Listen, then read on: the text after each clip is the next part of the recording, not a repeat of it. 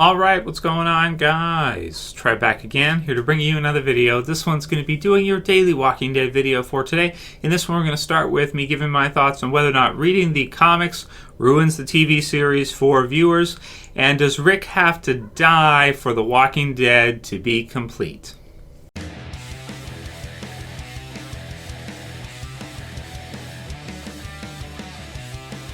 So once again, Happy New Year to you guys. 2016 is over and getting started with 2017.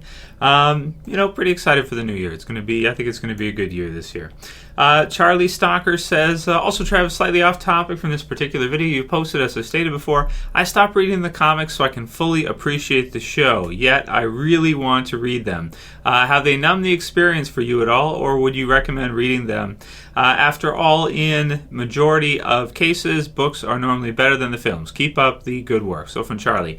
This is actually, and spoiler warning if you're not cut out for Walking Dead, in this case, this is actually an exception to that rule, I think, because I think with the Walking Dead TV series, they actually have outdone the original comics. They've put a lot of money into it, they put a lot of effort into it, and they usually take the comic book storyline and they expand on it. And usually, I'd say season to season in comparison, I don't often reread the older comics too much these days because I feel like the TV show has delivered a lot of what the comics were trying to do, and more so. So they've actually added to it as well. With this one's tricky to say. From my perspective, of course, I've read the comics before I even started watching the show, so I've always kept up with the comics ahead of the TV series and done reviews. By the way, there's a new comic issue this week, so on Wednesday, so I'll have a review for you guys posted for that a couple days. But yeah, it's kind of tricky to say. I mean, for me, I've always known what was kind of going to happen based on the comics, but they used to, and this was another one from Suspect 2, who says, just wondering if you think that AMC is following too close to the source material at the moment. It seems to me right now the show has gotten to the point where a lot has just become very predictable, whereas there are seasons like season 5 or 6 where it stays on course to where the comics are going, but it shook things up a lot. So to add on what he says as well, you're both kind of right. They have been following the comics very closely the last couple years, especially with the Alexandrian storyline. And with that, I feel like it actually probably would have been more exciting if they would have shaken it up a little bit more. They used to do that a lot back in season 3. They shook things up like crazy. Now there's certain things that maybe they went too far, like in the season 3 finale with Andrea's death. But I did feel like it was nice to kind of not have an idea what was going to happen. And even in season 4 too, they switched things around quite a bit there as well, and it was pretty exciting. So I like it to have a nice medium where it's similar to the comics, but they mix it up a bit. Now that brings into question. So yes, Suspect. I think they have been following it a little bit too closely, to be honest with you, and that's made it a little bit too predictable, I think. For the first question from Charlie Stalker. So does knowing what's going to happen in the comics later on, does it ruin the TV series experience for you as a viewer? For me, it doesn't. For me, it actually adds to it because I'm looking to see these moments coming up that I read in the comics. But you got to remember, the comics is also my favorite comic book series ever, and I've been reading comics since I was like 5 years old. So, that's to say a lot of how great the comic book series actually is. So I couldn't not read it. I couldn't go like a month without reading it. I would be compelled to read it, and it would distract me from everything. So not knowing what happened. So for you, I mean, it's totally up to you, man. If you can restrain yourself from reading the comics, maybe it'll make the TV series more fresh for you because you won't know all of those events that are going to happen in the comics later on. But for me, I need to read them. So it's not a question for me. And also, I think it just adds to it. Like, for example, if you didn't know who Negan was, you could be excited for the finale. But if you read the comics and you knew all the storylines coming up with Negan, like me, you'd probably be even more excited for when he actually shows up in the show. So I'd say personally it just adds to it. I think it just makes it even better. And I'd say, yeah, read it, especially during when it's not on, like this time of the year is a great time of the year to read the comics. And if you want to see more of how awesome Negan is in the storyline, you can go through and read the comics, and you'll get a good idea of how funny Negan is afterwards and how awesome of a character he really is, how diverse and just interesting he is as a character. Really fun. Colt Python Guy says the Battle of the Sanctuary would be perfect for episode 100.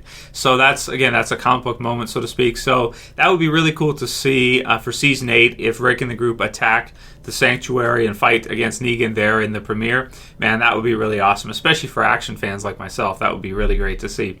So I don't know if it lines up in terms of timing, though. If you look at the second half, we'll have to see how it all shakes down. But that would be amazing to see. I mean, also they could remix it, change it up a bit, and put that in at that point for the season 8 premiere, and that would be awesome to see. So I'd love to see that for the episode 100, season 8, episode 1 premiere. Laura Gavin says, "Hey Trevor, do you think you will ever work YouTube full time, or you'll ever do YouTube full time?" So for Gavin, this is a question I get sometimes. Thanks, man, but right now I don't think so. Maybe in 5 or 10 years, but at that point, The Walking Dead will be at like season 12 or something like that, 5 years from now. So like we're in season 7 now, plus 5 years, season 12, maybe 13.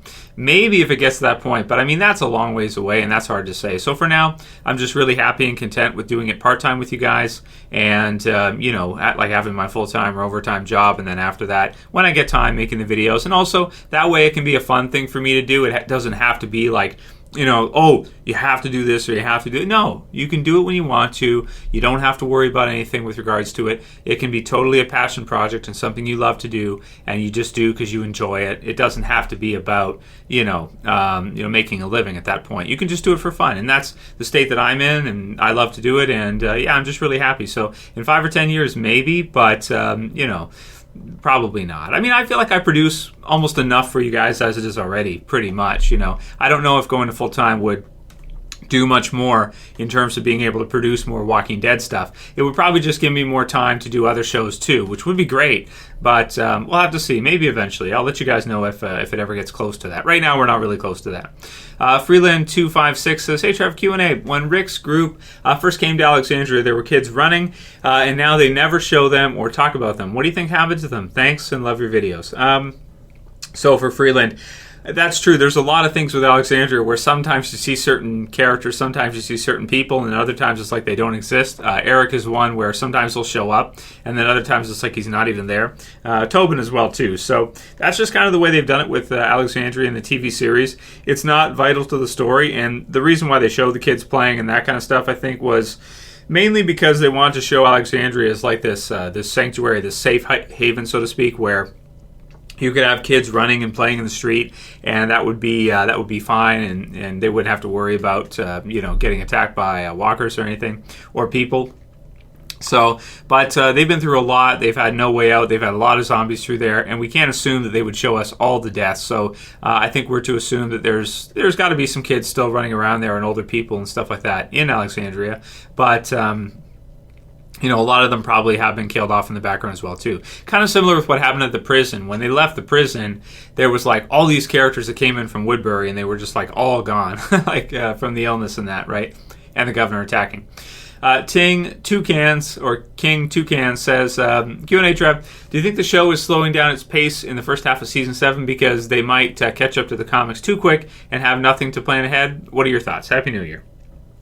So, catch up too quickly. Kirkman kind of addressed that. He kind of said that even into like season 12, it would be like at issue 200, and even at that point, they'll be way ahead. So that's not really a concern. I don't think they tried to slow down the pace. I did say that before, but after Kirkman's interview, it sounds like that's not their goal. It was just that they didn't want to lose viewers with all the different communities coming in, and they didn't want to go through too fast because they felt like casual fans would drop off or they would get confused by all the characters and just not understand. So they wanted to take their time and go through introducing all these new things. It sounds like that was the idea. It wasn't to kind of pace it out. But I still think that there's got to be some kind of concern or some kind of planning for pacing as well too, right? Like there has to be.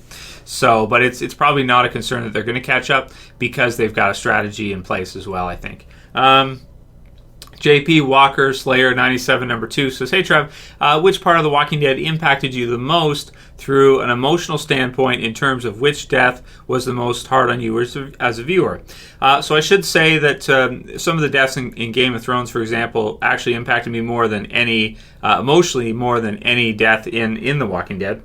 But for Walking Dead, like Red Wedding, for example, but with Walking Dead, so the most impactful deaths, or the saddest deaths in the series for me, would probably be from the second half of season 2 into the first half of season 3. So that's the death of Dale, Shane, and then Lori, and T-Dog as well too. He's in there too.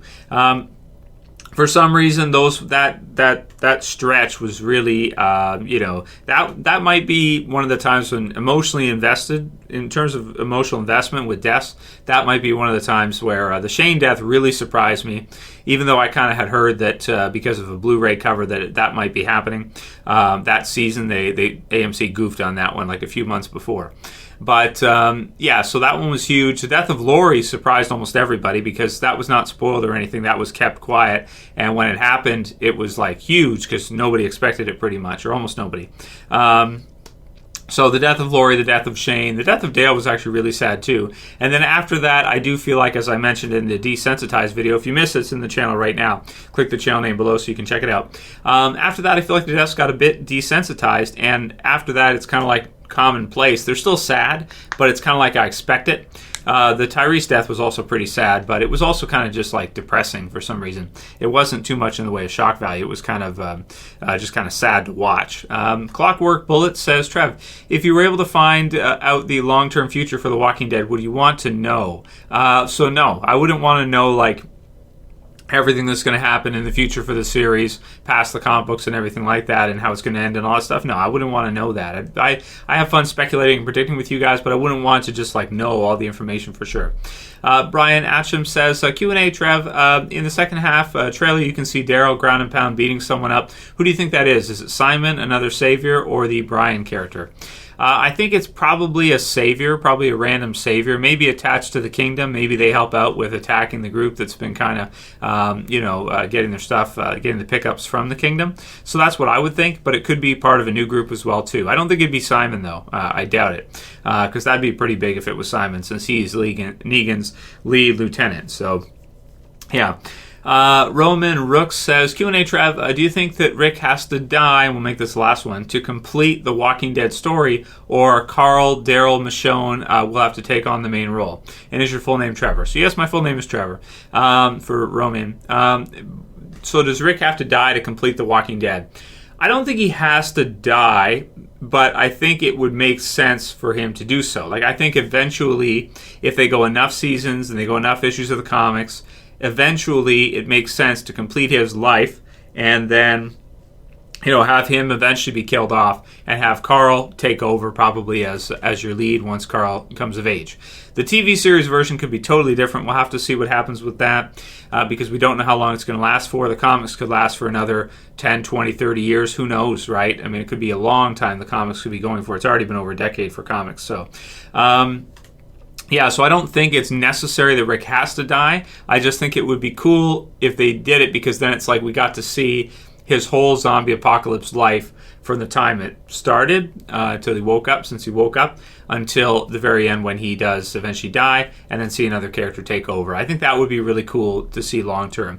And not because I want to see Rick die. I mean, that'd be really sad to see. But, just to get his complete kind of life story in the zombie apocalypse, I think would be really, really cool. So, that'll be it for today's Q&A, guys. If you liked it as usual, please don't forget to thumb it up below. You can share, you can favorite. If you missed the videos, talking about desensitization of character deaths, it's in the channel. You can click the channel name below and check it out. It's got a black thumbnail. It's a pretty cool thumbnail, so check it out if you guys haven't seen it, as well as death predictions for the second half. Did one of those on Saturday, so check that out as well. And there's a new notification button you guys can click. Instead of subscribe, click the little bell at the bottom of the video. It notifies you whenever I post a video. So you can click that, you can get the notifications, you can turn that on, and that way you guys can see at least every time videos are released and whether or not you want to watch them. That's it for this one, guys. We'll see you again soon. As always, it's Trev, and I'm saying peace. Later, guys. I'll see you soon.